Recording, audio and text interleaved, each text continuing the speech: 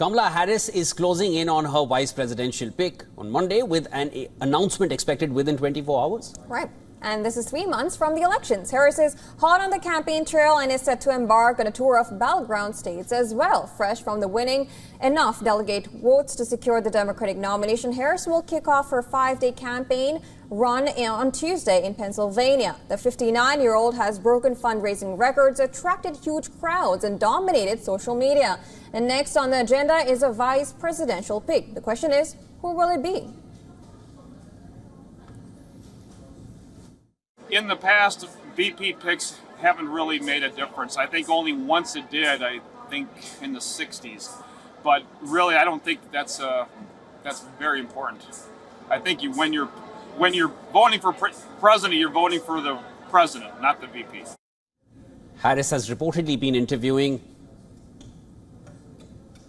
Pennsylvania Governor Josh Shapiro, Minnesota Governor Tim Walz and Arizona Senator Mark Kelly as she shortlists her running mate.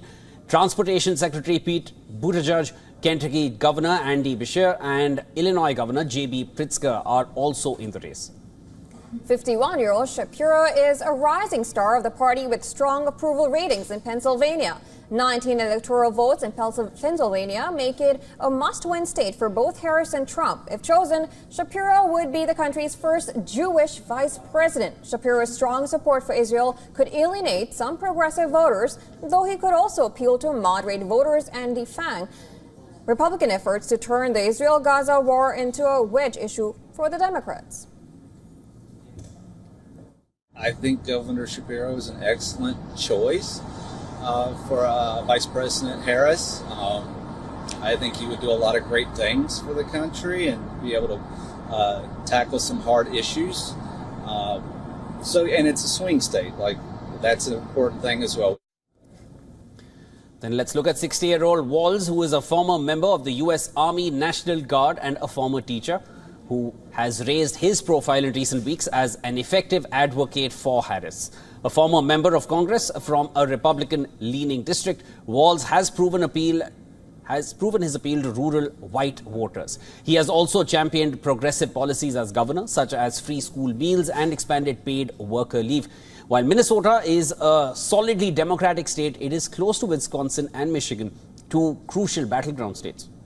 Harris and her running mate will, after selection, campaign in 6 states: Pennsylvania, Wisconsin, Michigan, North Carolina, Arizona, and Nevada. They will hold rallies in each location along the tour, which will include college campuses, historically black universities, union halls, and restaurants.